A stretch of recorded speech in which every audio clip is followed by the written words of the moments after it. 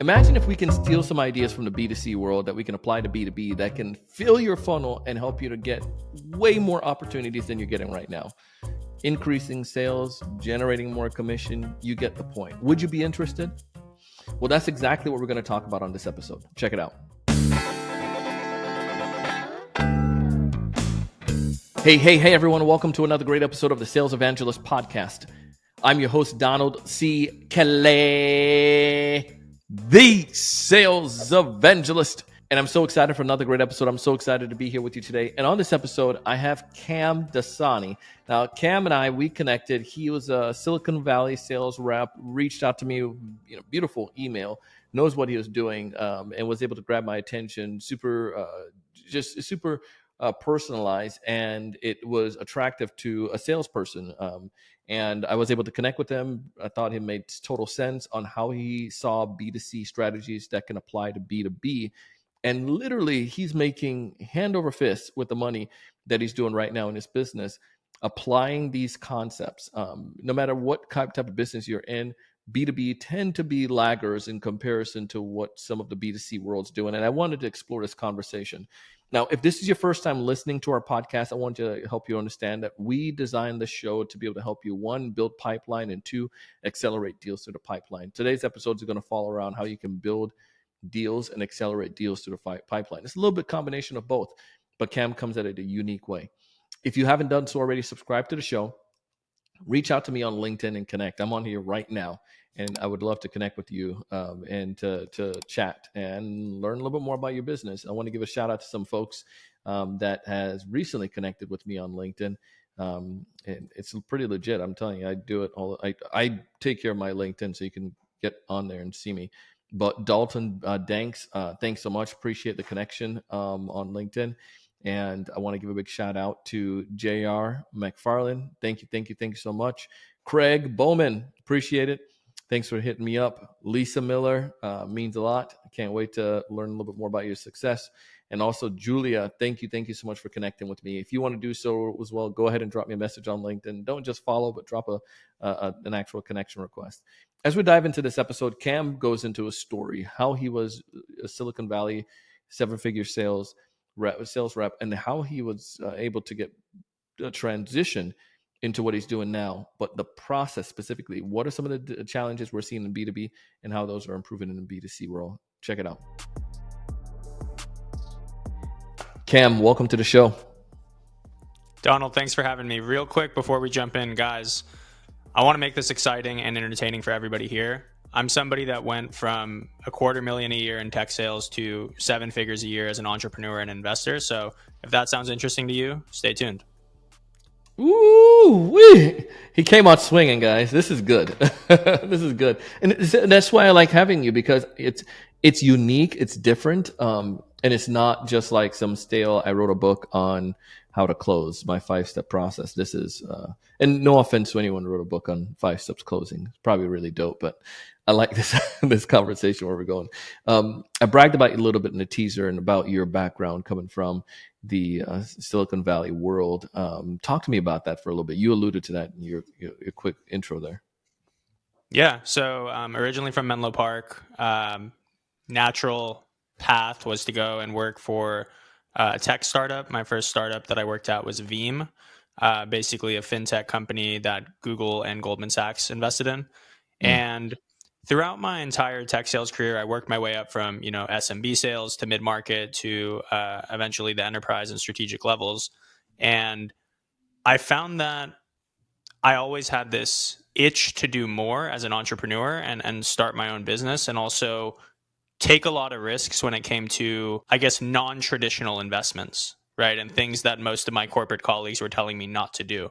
That eventually led me to find the B2C world in terms of sales and high ticket and B2C, which is much different than software. But as I bounced back and forth, I realized that there were so many things in the B2C world that we're not doing in B2B that I think could be extremely valuable as long as we implement them correctly. I want to double tap on something before we come back into this. You were, you're a contrarian to some degree, like you're saying. You did different things than your team members were doing. When it came to like your tech sales, you're making decent money. Talk to me about that. Yeah, so I'm 30 years old now, and just to give you guys context, because inflation is all killing us, as we know. When I was Don't get 20, started on that. when I was 22, 8 years ago, I was making 120K, which was pretty good for that time. Sure. And that was because I was selling an SMB product to the SMB market. And I think that's something we don't talk about enough, where a Mm. lot of sellers find themselves selling to a market where that product doesn't serve, right? For example, not to like bash any of the companies that I've ever worked for, but like there was a point in time where I was selling a enterprise product to the mid market and it just wasn't working. It was just Yeah. not something that they needed. Um, It's more so a luxury at this point, and it's like you're not going to get that. You're not going to get the money, the success that you want to see in that, and people get frustrated, and you leave, and companies get mad and fire salespeople. that's exactly what I'm seeing happening to a lot of my old colleagues right now. Just finding themselves selling a nice to have, to be honest, and trying to Yeah. force it into a must have. Yeah, basically made 120K a year my first year in tech sales because I was selling the right product to the right market and had a great manager, a great team lead who I eventually surpassed and became team lead and led the sales team over at Veeam. Mhm. Now, from there, I was like, okay, I know I can sell when the product is good and the market makes sense. Let me start trying different things in terms of entrepreneurship. Let me try to start a Sure. service business or let me try to do Airbnb. And what's interesting is my parents were constantly talking me out of taking these risks because they wanted me to stay on the traditional path. And I think a lot of people can relate to that. Um, and I'm glad that the one thing that they didn't talk me out of is what I do now. And one other thing, all of the crypto investments that I've made over the years, that everyone called me stupid until they paid off. So yeah, we can dive into any place in that you'd like.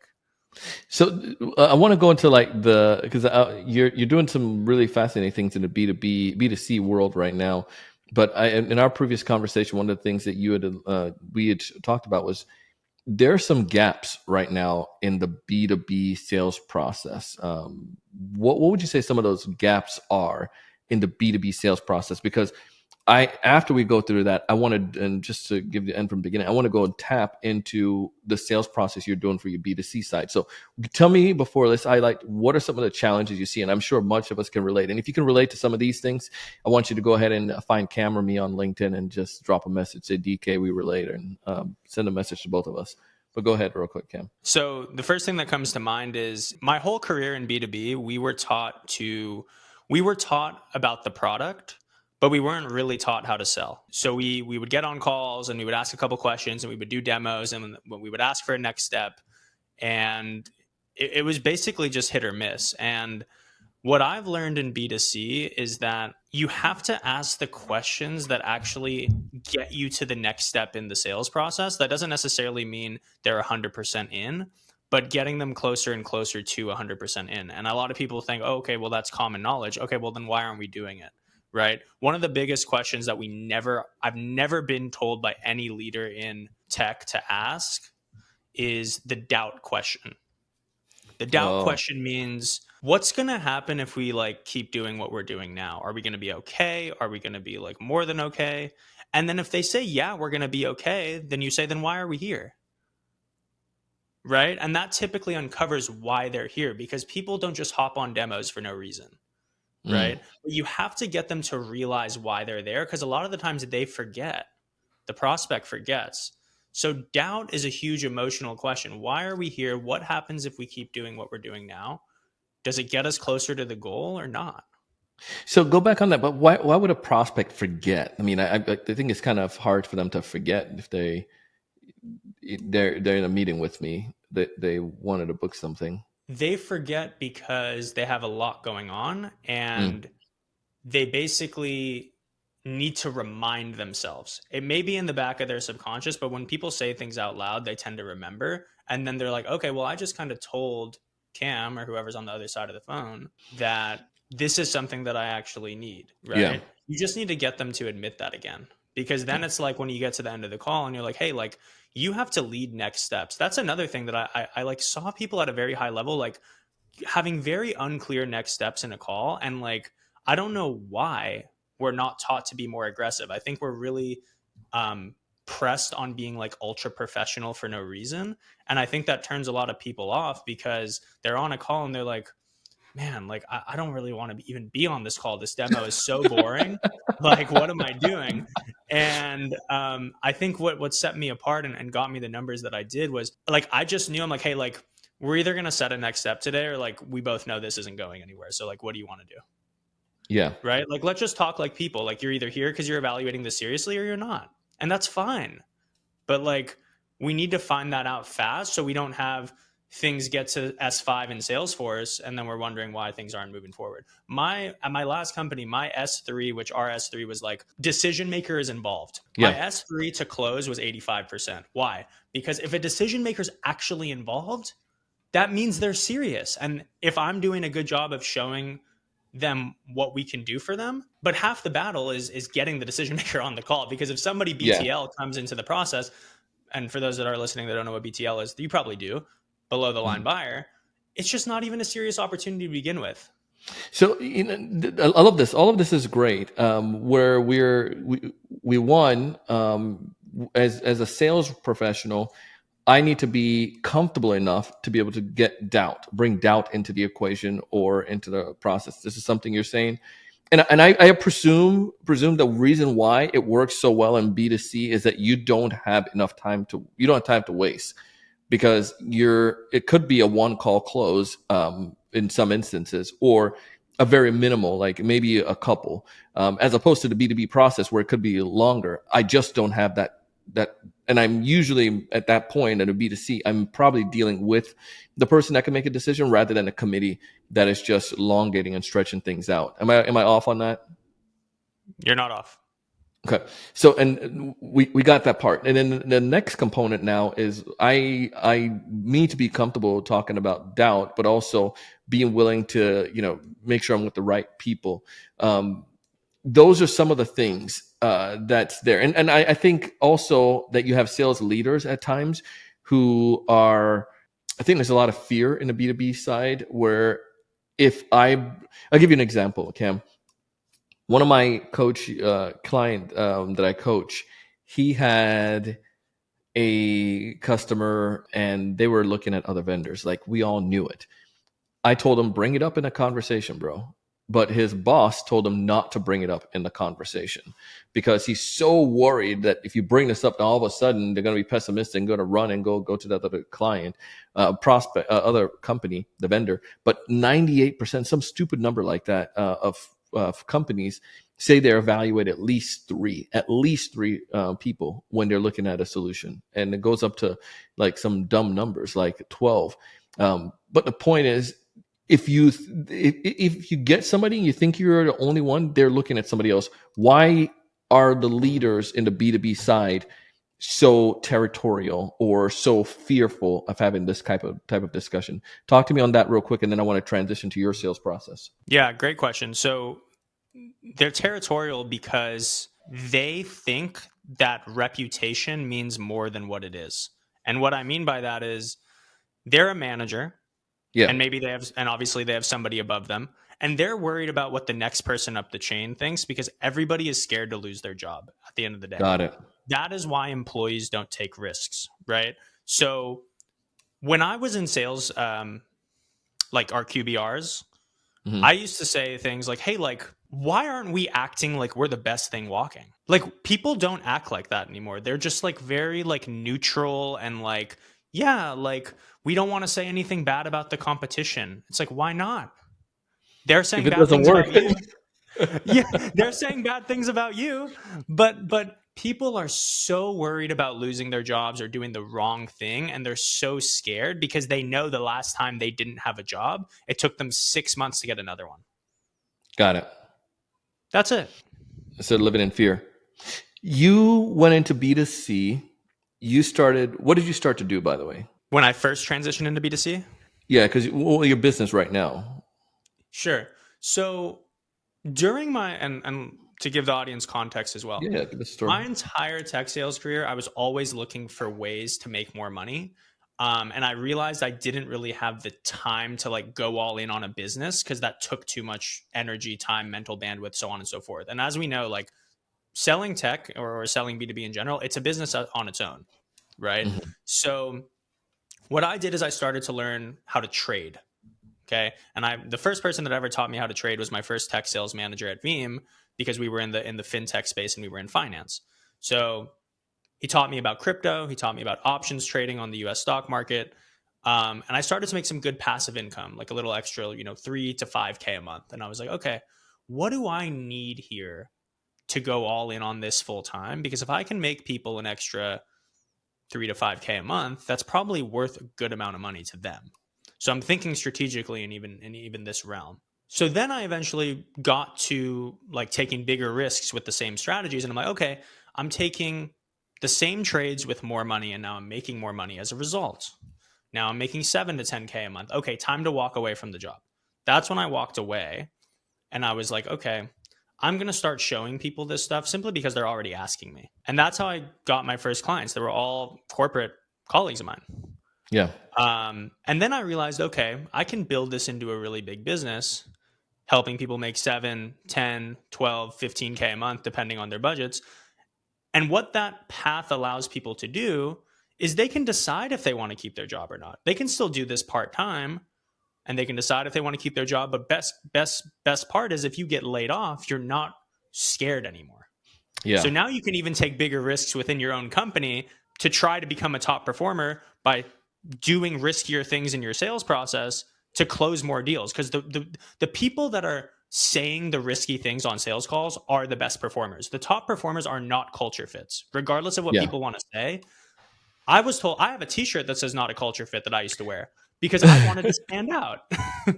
Right?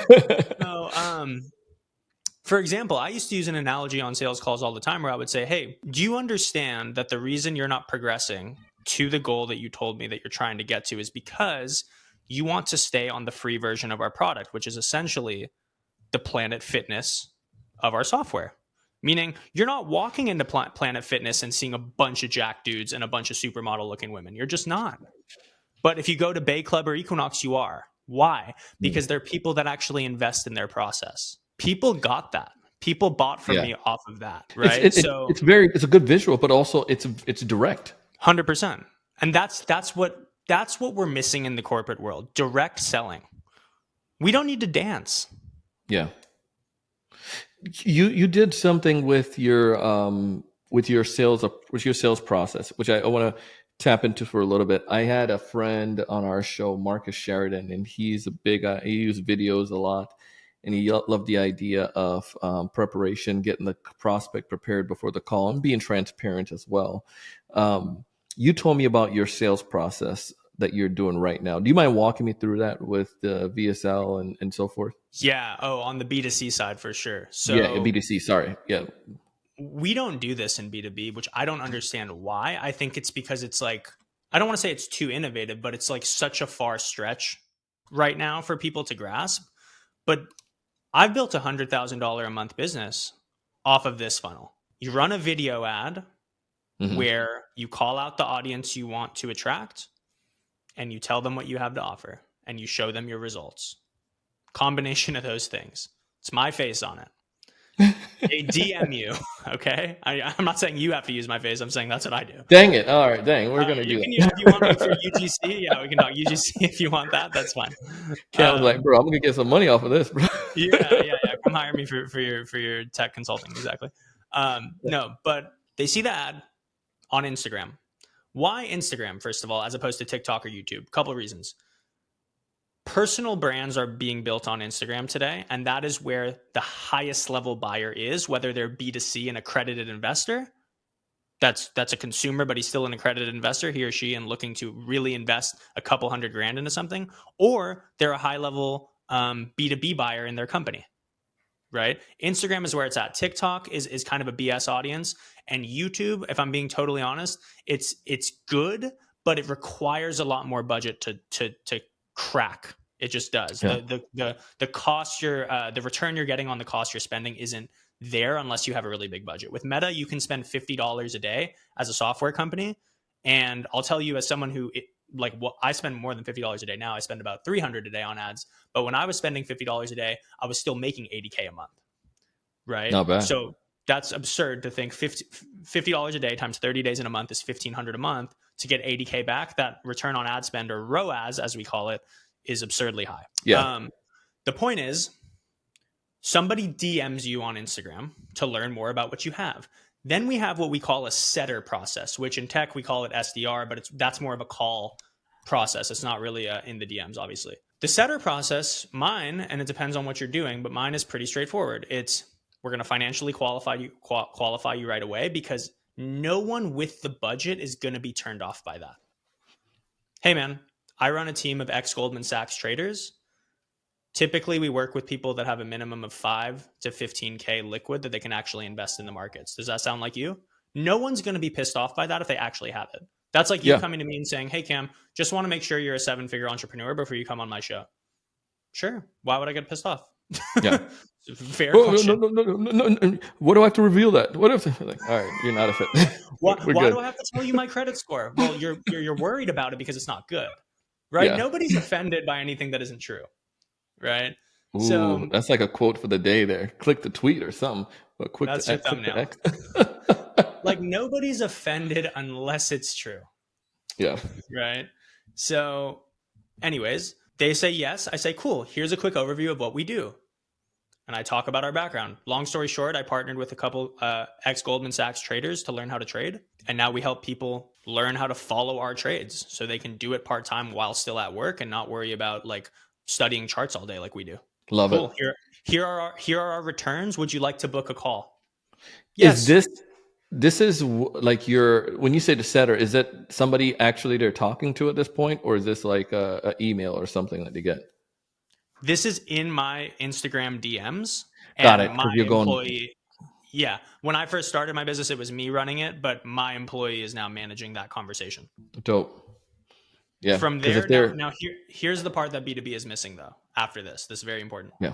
The VSL and the pre-call resources and the pre-call framing. Before anybody gets on a call with me, they already know if they want to work with me or not. Because they've done their due diligence, because I forced them to do their due diligence. In software, we don't do that. We get on a demo and we have a 45-minute conversation to nowhere because we're taught that. We're not taught that. Yeah. If I was back in B2B in tech, what I would be doing is having a VSL of my own with my face, because they're going to talk to me. So the more they see me, the more they're going to want to buy from me, even if Go ahead. Here's a problem that you'll come across, and I'm totally fine with it, but it goes back to what you're sharing, is that you're not a culture fit. Because then your boss, and marketing is going to be all over this. Like, no. We have to have this color. You have to have this landing page. You have to use this font. Cam, what are you doing? It has to be approved. But it's like, you're not doing anything to harm the business. If anything, you're doing something to enhance. And I think that goes back to the idea of the risk again, because I'm like, screw it. If I lose my job, I'm making already $10,000 and I'll take this concept to another company. But I see where this all stacks up now, where the fear diminishes because you're confident and you're not worried and you can perform. You're willing to try stuff. Always was.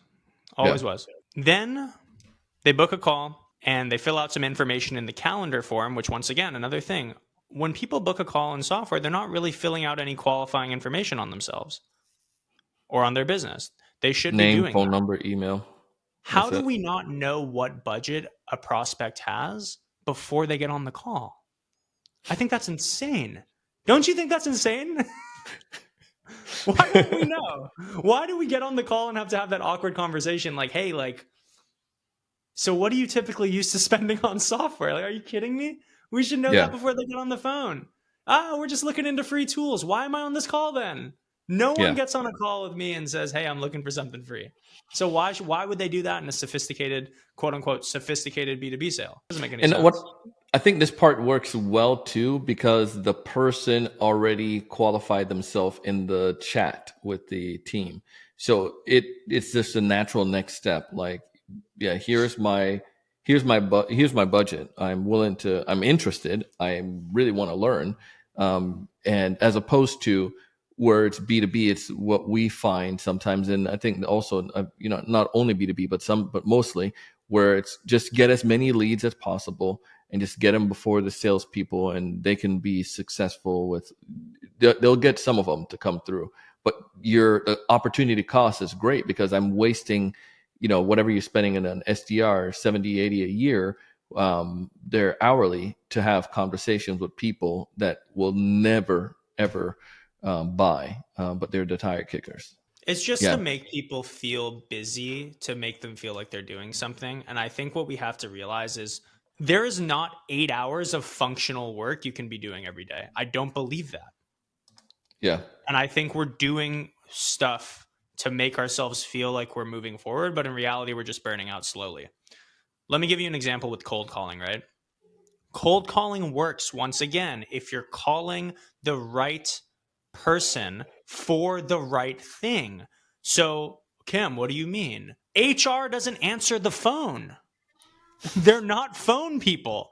Real estate agents answer the phone. If you're selling real estate software, of course the real estate agents are going to answer. Why? Because they think you're 100%. calling about their listing. But you want us to make 80 cold calls a day to HR, who's going to, maybe one person might answer? No. Why don't we take that budget and run ads? Like, I don't know how we're not doing this. It's driving me crazy as we're Yeah. talking about it. It's fascinating on that front. And I think there's some levels of backwardness that people are I think it's just accustomed to. Like, this is the way we've done it. This is the way we've all done it. We're going to keep doing it like this. And I think that's the silly part of it. I would like to go to, because for time purposes, we can go on for all day here, but you've given us so much to think about. I would like to talk to us for just a second about some of the results you're seeing adopting this in your business. You kind of alluded to some of that, but just give me some context. Yeah. So, like I said, when I started spending money on meta ads, I was spending $50 a day. I made 80 grand my first month. Why? Good ads, good setter process, great closer process, which we can dive into in a bit. But you got to understand, once again, the closer process, you can be a worse closer if your marketing is good and your results are good and you can show that, because people get on a call already ready to buy. Like, my discovery for software was so long because people weren't pre-framed. My Yeah. discovery for people now that want to trade is, hey man, did you watch the resources that were sent to you? Yes. Cool. Do you know that you want to work with me, or are you not sure? I swear to God, that's it. Serious. and That's your and closing. that's it. Because if you've watched me scroll through 6 months of trading results live in my account, you can't argue that I don't know what I'm doing. But we Yeah. don't do that in software. We don't show, hey, this company hired this many people with our software. If you're selling a recruiting software, right? Or this is what Okta did for security on this company, whatever, right? We're not doing that. People come to calls not even sure why they're there and don't even know what to expect. And then we set an agenda because we're taught to set an agenda. The agenda doesn't matter if they're not pre-framed Yeah. before the call. So results in my business, man, I spent $1,500 a month, so $50 a day in my first month, and I made 80 grand back because people were pre-framed before the call. My service was actually priced high. So meaning, if you're going to spend $1,500 a month on ads, your service can't be $600. My Dang it! I was service going to do is, like a $10 product, man. that's I'm another way, joking. right? but the low ticket to high ticket can work, but Yeah. only when there's so many leads that you can't handle them. For me, it's I don't even talk to 100%. that many people a day. I just talk to the right people. Yes. Right. So, and then again, my service is 5 grand, 10 grand, 20 grand. We have 3 tiers. So the people that are willing to actually invest 5, 10, 20 after looking at the results and understanding that the ROI is going to be 2x, 3x, 4x that, those are serious people that they don't need to have the longest conversation of all time. They've done their due diligence. I give them what they need to do their due diligence. They can look me up on LinkedIn. They can look at my YouTube. They can listen to my podcast. They can see the type of people that I'm around. Yeah. They can see who my lead trader is. Mehul Patel, ex-Goldman Sachs rocket scientist who literally built a futures algorithm for Goldman, netting 7 figures a week. So like, if that's not prestigious enough for you, then like, who are you gonna, you know what I mean? You want to Ain't gonna just find, invest ain't in gonna it. find it. Yeah, Yeah. go invest in the S&P and your 401k till you die. That's totally fine with me. Yeah. That's amazing. Um, I would love to, I mean, as we get ready to wrap up here, this stuff is very fascinating. Took your B2B mindset, adopted to B2C with a unique B2C process that we potentially could adopt at the B2B side. Um, if there's one major takeaway you want a sales leader or sales rep listening to this call to get, what's that one major piece of advice? Let people truly be themselves and not be scared of getting fired to say certain things. Dope. Everywhere I've worked, our top performers were not culture fits. Yeah. We just didn't admit that to ourselves, right? Everywhere I've gone, they're loose. What's the word? They have a loose screw. Yeah. And people are attracted to that, especially in B2B where it's just watered down, collared shirts, same conversation over and over again. Everybody's bored, bro. Yeah. You bring Let people something be unique. themselves. If people are listening to this and they're like, dang it, man, I'm curious. This man's making change. I'm a sales rep and I'm doing pretty decent with my income, my commissions. I want to not put it in a high yielding saving account. What's the best way for them to connect with you? So Instagram is profit with Kam. So profit with KAM.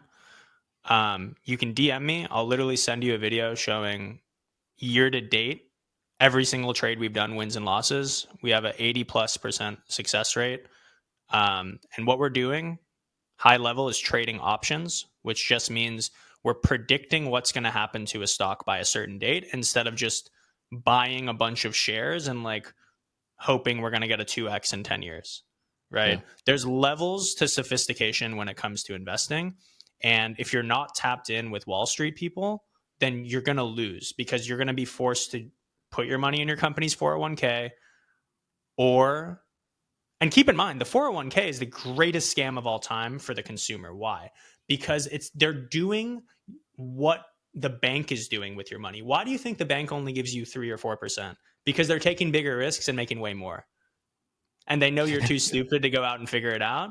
And you're going to do what your parents taught you to go be safe, right? Yeah. But what if you learn to not be safe? That's how you get rich. Powerful. Powerful. Cam preaching, y'all. Cam, your VSL, if they go through this process, they'll see that VSL, right? And for those who don't Yeah. know, VSL is a video sales letter. Yep. If you're a B2B leader and you want to see what a really good VSL looks like, just go through my funnel. You can waste my time. Even if you don't want to work with me, that's totally fine. Like, I don't care. Like, just watch it and you'll see what it is. If you want me to come script one out for you for your software company, I will, just to show you it'll work. Yeah. Dope. Cam, thanks for taking the time to come on our show today. Guys, his stuff is down in the show notes. Appreciate it, man. Donald, you're the man. Thanks for having me. I told you, Cam came, he saw, he delivered. And if you want to go ahead and connect with Cam, tell him you found him here on the Sales Evangelist podcast.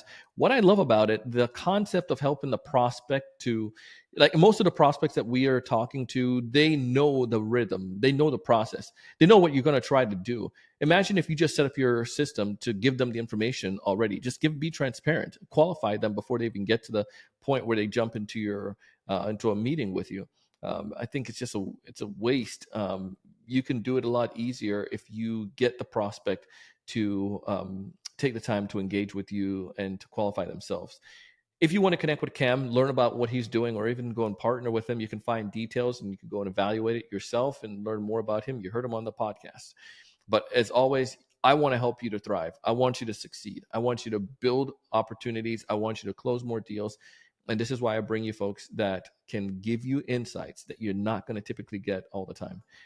As always, I want you to go out, raise your level of thinking, and do big things. See you on the next one.